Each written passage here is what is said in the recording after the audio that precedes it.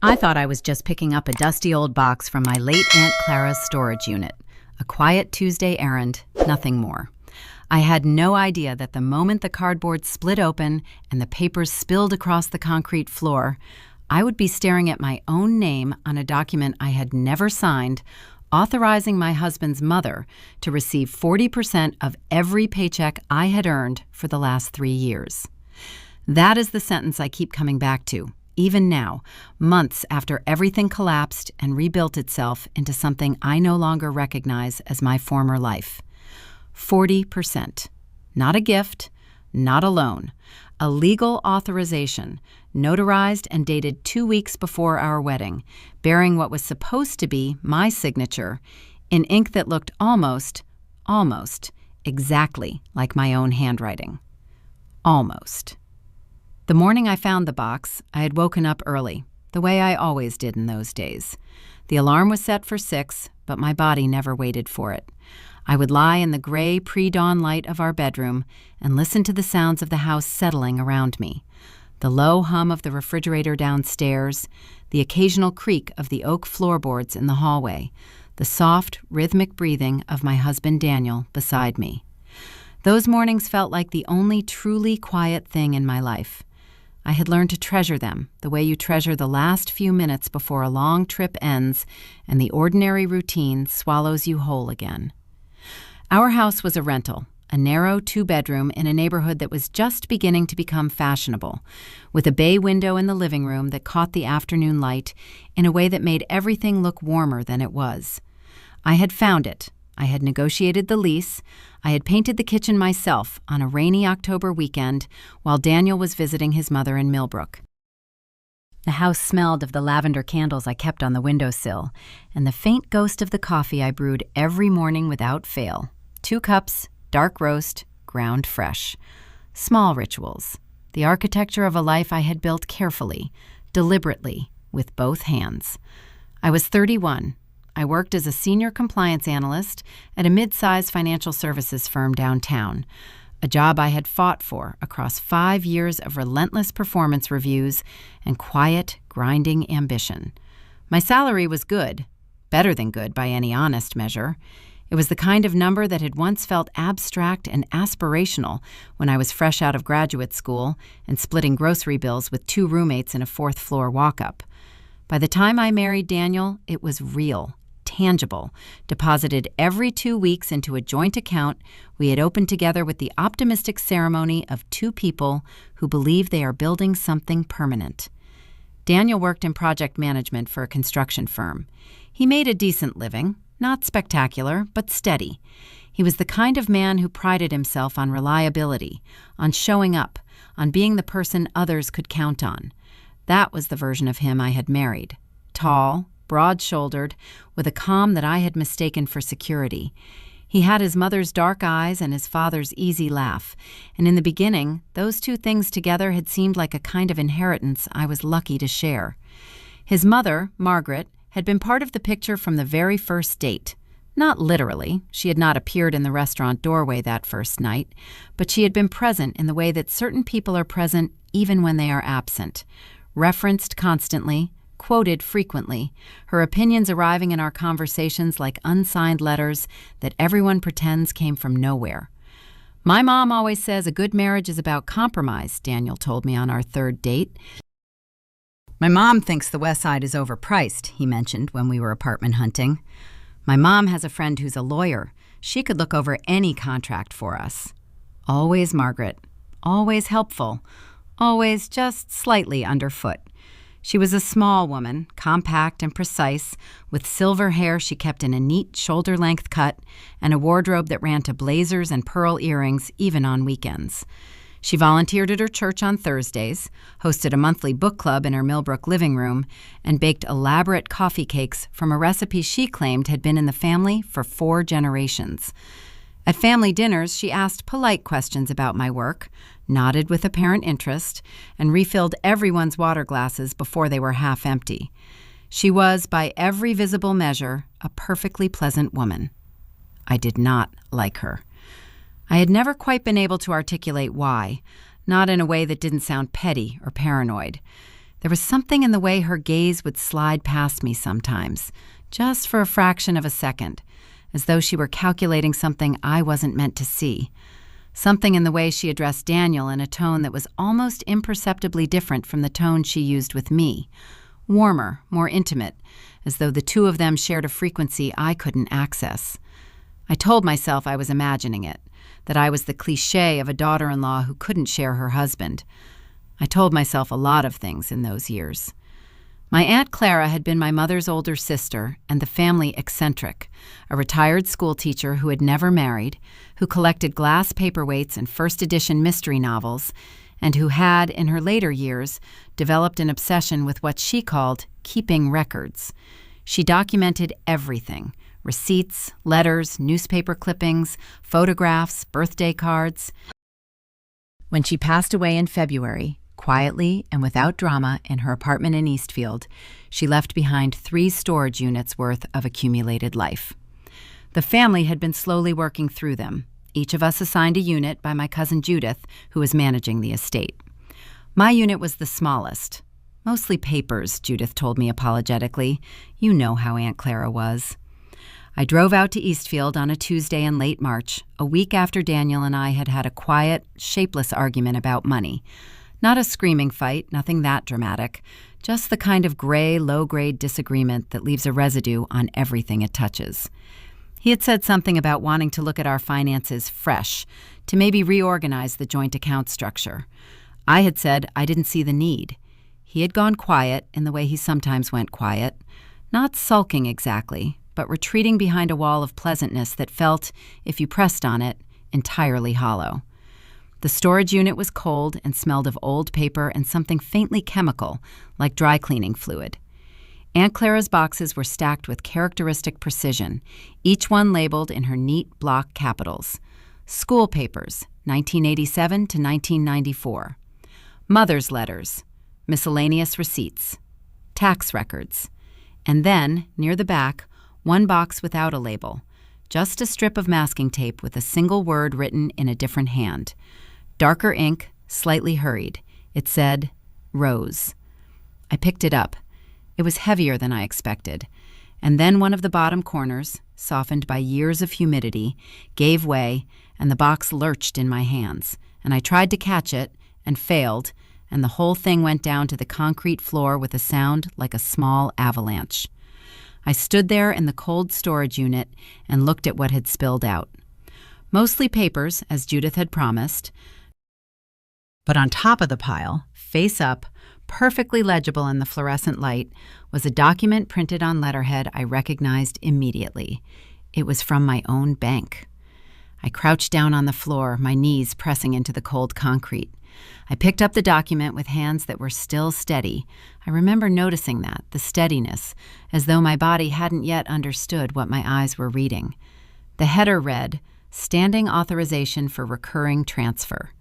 Below it, in the fields I knew from having processed similar documents in my compliance work, originating account, destination account, authorized percentage. My name in the originating field, my account number, and in the destination field, a name I recognized, Margaret Louise Hargrove, Daniel's mother. The authorization was dated April 14th, 3 years and 2 months ago, 2 weeks before our wedding. The signature at the bottom looked like mine. It had the same slight rightward lean, the same loop on the capital R, the same way the final E trailed off. But I had never signed this document. I knew that with the absolute certainty of someone who has spent 5 years in financial compliance and knows exactly what a forged signature looks like when it is very, very good, but not quite perfect. The loop on the R was a millimeter too wide. The final E didn't trail. It stopped. I sat down on the floor of that storage unit, in the cold, in the chemical paper smell, and I did not move for a long time. The drive home took 40 minutes. I do not remember most of it. I remember stopping at a red light 3 blocks from our house and watching a woman push a stroller across the intersection and thinking, with strange calm, that I needed to look at our bank statements. All of them. Every one going back 3 years. I had not looked at the joint account with any real attention in months. This was, I now understood, entirely by design. I handled the compliance side of other people's financial lives for a living, but I had allowed myself to be gradually, gently nudged away from the details of my own. It had happened so incrementally that I had barely registered it as movement. Daniel had started handling the bills to take something off your plate, you work so hard. Margaret had mentioned, more than once, that I looked tired, that I was doing too much, that a woman in my position deserved to relax and let her family take care of things.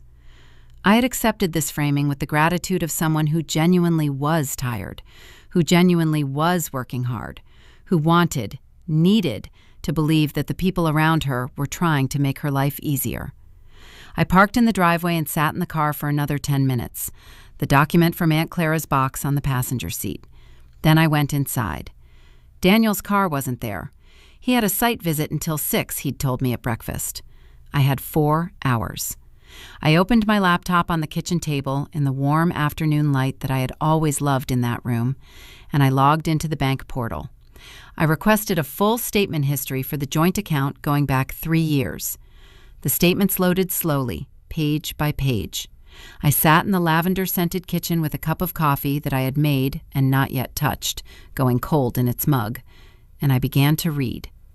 The first transfer had gone out on May 1st, 3 years ago, 3 days after our wedding.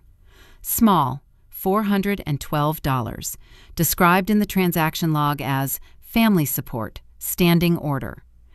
I had glanced past entries like this before, I now realized, because they appeared consistently, rhythmically, and because they were labeled in a way that suggested something I had vaguely known about. Daniel had mentioned, early in our relationship, that he sent his mother a little money each month, a filial obligation, sweet even. I had never thought to ask how much, or from which account, or whether the little had remained little. It had not remained little. By the end of the first year, the monthly transfers averaged $800. By the second year, they had climbed to $1,200. In the third year, the most recent 12 months, there were months where the outgoing transfer to Margaret Louise Hargrove exceeded $2,000. The total, over 3 years, was somewhere north of $40,000. $40,000, leaving our joint account, leaving my salary, which comprised the majority of what went into that account, in tidy, unremarkable monthly increments destined for my mother-in-law's bank account. $40,000. My coffee was completely cold. I became aware of my own breathing, too shallow, too fast. I put both palms flat on the kitchen table and pressed down, feeling the grain of the wood, the solidity of it. The refrigerator hummed. The lavender candle on the windowsill caught a draft, and the flame bent sideways and righted itself. I thought, he told me it was a little money each month. He told me it was a filial obligation. He told me. I thought, he never asked if I was comfortable with it. He never showed me a number. He set up a standing order on an account we both owned, and he never once, in 3 years of marriage, said the word $40,000. I pulled up the authorization document on the screen beside the bank statements and looked at the two of them together. The standing order matched the authorization exactly, the percentage, the timing, the destination. This had been engineered, not improvised, not gradually rationalized, engineered, before the wedding. Before I had said I do, someone had sat down and drawn up a plan for how a significant portion of my future income would be redirected, quietly and indefinitely, to Margaret Hargrove. The question that arrived in my mind with cold, quiet force was, who signed that authorization? Not me, that I knew, which left two possibilities. Either Daniel had signed it himself, forging my name, or Margaret had. Or, and I felt the floor shift slightly beneath me as this thought arrived, both of them had known about it. Both of them had decided together, before I became Daniel's wife, that I was an income source to be managed. I closed the laptop. I picked up my phone. My hands, I noticed, had started to shake, not visibly, but internally, a fine vibration deep in the muscle that I recognized from the one other time in my life I had received news that rearranged the world. I was not going to fall apart in this kitchen. I was going to be very, very careful about what I did next. The first person I thought of calling was my father. Then I thought of something more immediately useful. I scrolled my contacts until I found the name. Helen Marsh, attorney. Helen had handled my lease review 2 years ago. More importantly, she was a forensic documents specialist before she became a general practice attorney, and she had once told me, over wine at a mutual friend's birthday party, that forged financial authorizations were her personal nemesis. "People think they're so clever," she'd said, twisting her glass by the stem, "and they are never, ever clever enough." I pressed call. She answered on the third ring. I told her, in as flat and factual a voice as I could manage, what I had found. There was a pause on her end, not of disbelief, I sensed, but of calibration. Then she said, "Don't confront anyone. Don't move any money. Scan every document you found in that box and send them to me tonight. And Rose, don't sign anything. Don't agree to anything. Don't let on that you know. Can you do that?" I looked at the kitchen, at the lavender candle, at my cold coffee, at the afternoon light that had always made this room feel like mine. "Yes," I said. "I can do that." But the harder question, the one I sat with for the rest of that afternoon as I scanned documents and forwarded statements and waited for the sound of Daniel's key in the lock, was not whether I could keep my face neutral when he walked in. It was whether I still recognized the face that would be looking back at me. Because the man I had married was supposed to be reliable, steady, safe. And somewhere in the 3 years of shared mornings and grocery lists and ordinary Tuesdays, that man had become someone who had watched $40,000 leave my account and said nothing. Someone whose mother had his dark eyes and apparently his silence. I heard the front door open at 6:17. "Hey," Daniel called from the hallway. "Good day?" I was standing at the stove stirring a pot of pasta that I had started 20 minutes ago because I needed something to do with my hands. "Fine," I said. My voice was completely level. "How was the site visit?"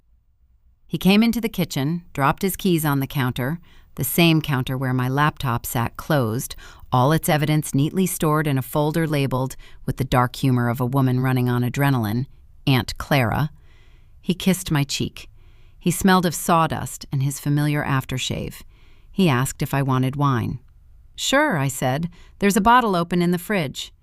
He poured 2 glasses. He handed me one. He said, "How'd the storage unit go?"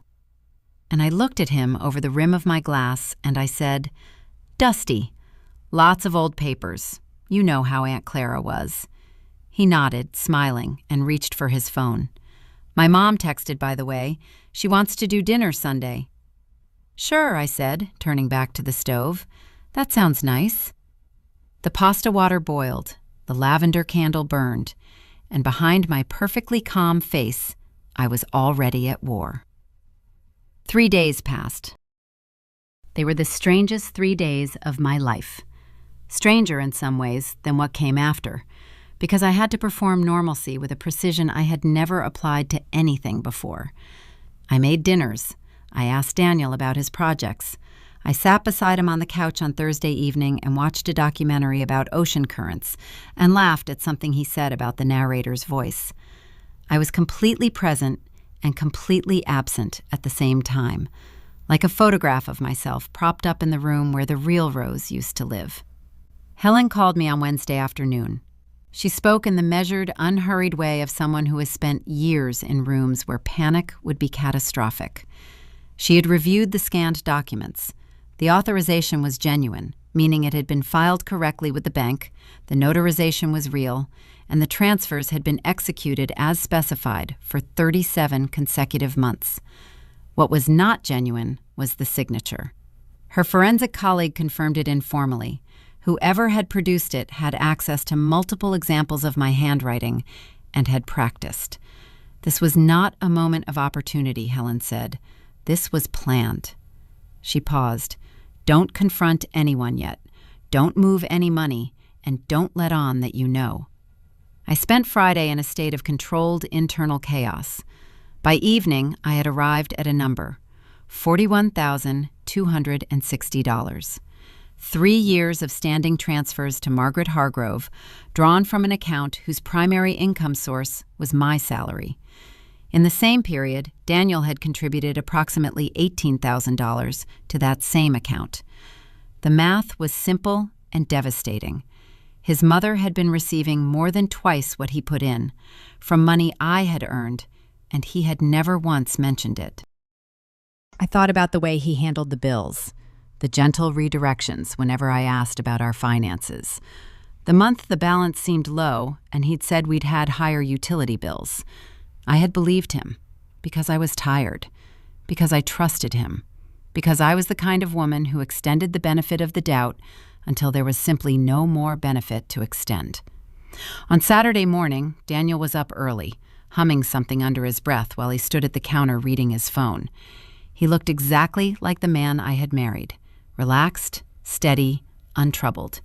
The sight of him like that, easy in his skin, comfortable in the kitchen we shared, unbothered, produced in me a cold, specific fury I had not felt before. Not hot rage, not grief, something quieter and more surgical. I set my cup down carefully on the table and said, "I need to talk to you about the joint account." He looked up. Something moved across his face, too fast to name, gone before I could be certain I'd seen it. And then he smiled. "Sure, what's up?" I placed the bank statement printout on the table between us. I had highlighted every transfer to Margaret Hargrove in yellow. 37 months of yellow in neat rows. I watched his face as he looked at it. The smile didn't disappear immediately. It receded, gradually, the way daylight recedes, imperceptibly, and then all at once. He was silent for 8 seconds. I counted. "Rose," he started, "I also found this." I placed the authorization document on top of the bank statements. I watched him look at it. I watched him look at my name on the signature line. I watched him understand that I knew.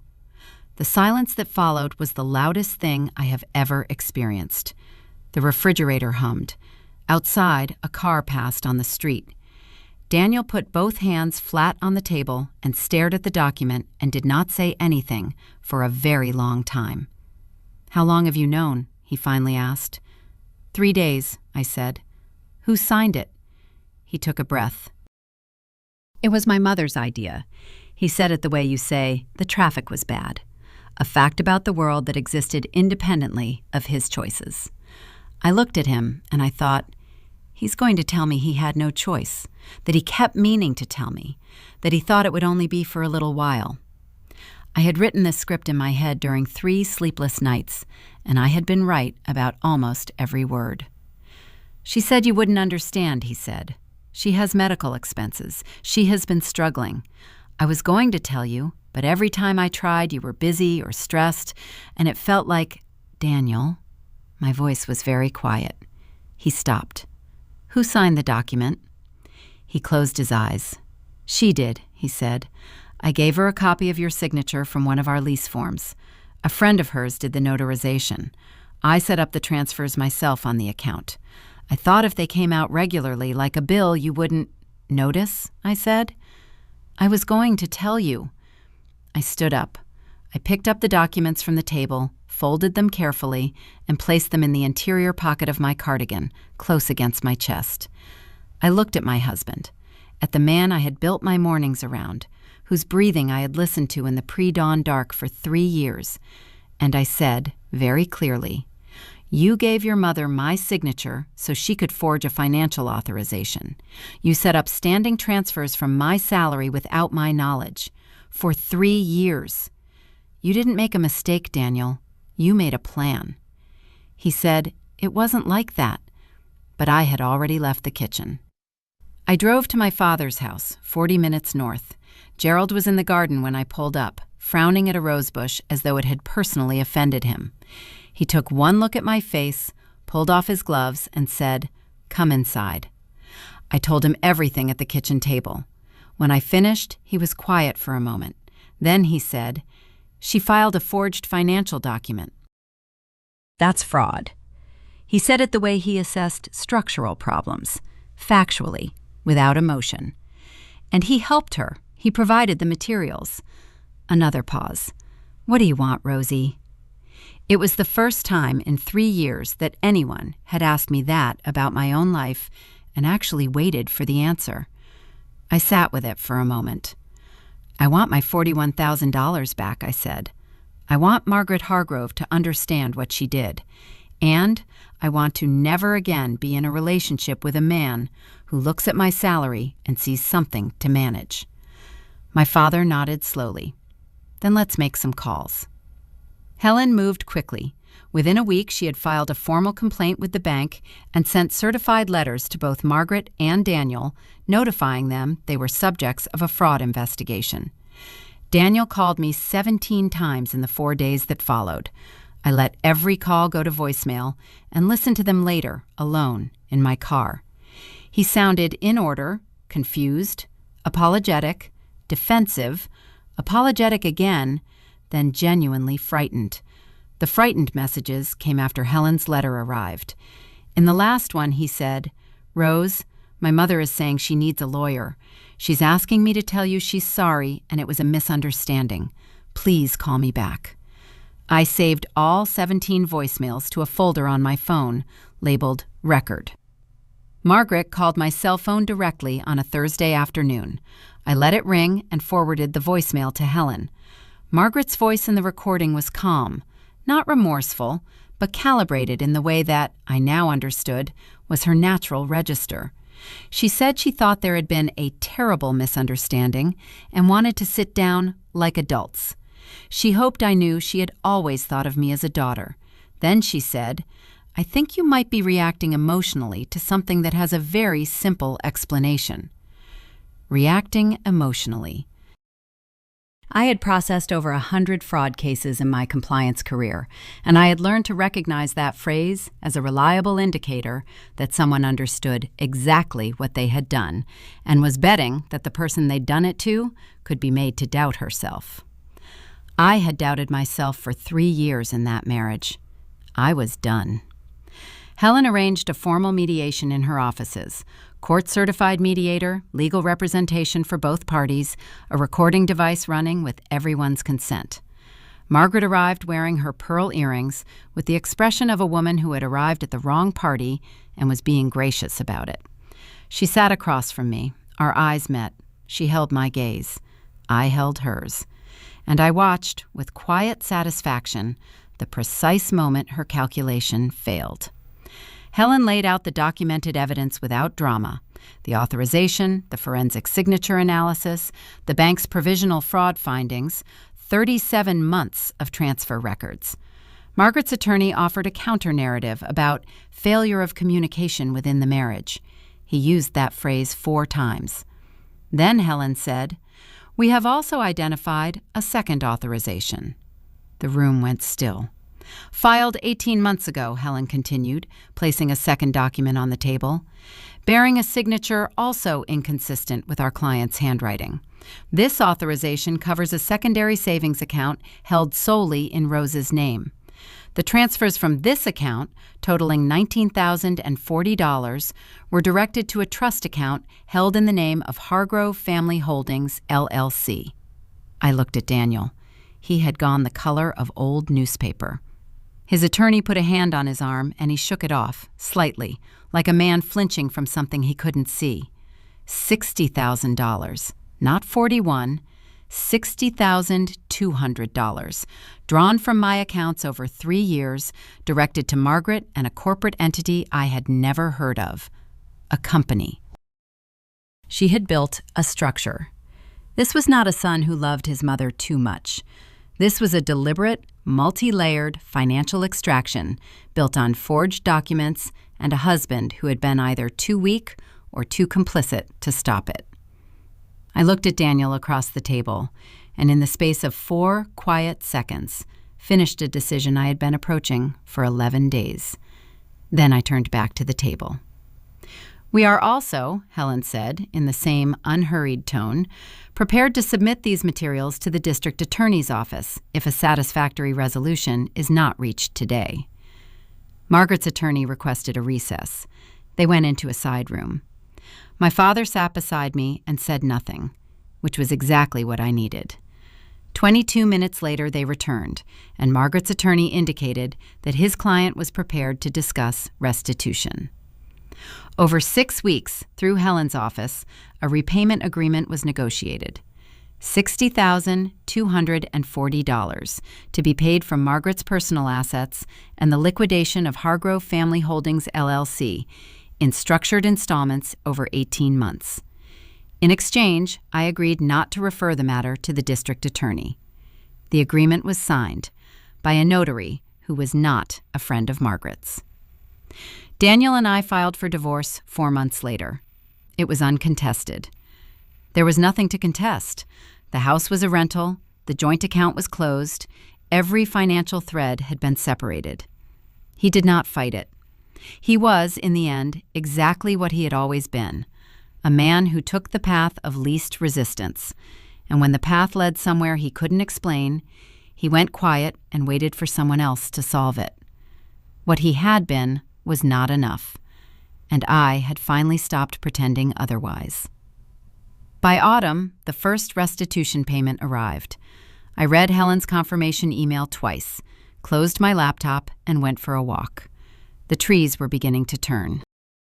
The air had that early October quality, cool and bright and slightly electric, the way air gets when a season is genuinely changing.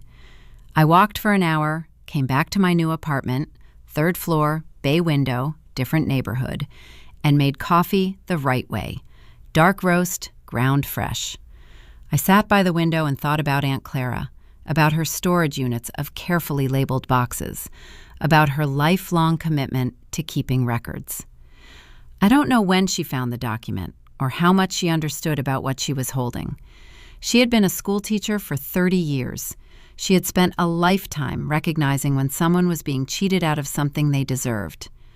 Some inheritances don't come in boxes. Some arrive in the shape of a truth that sets you free, even when the finding of it nearly breaks you first. Aunt Clara knew that. It just took a dropped box on a cold concrete floor for me to learn it too.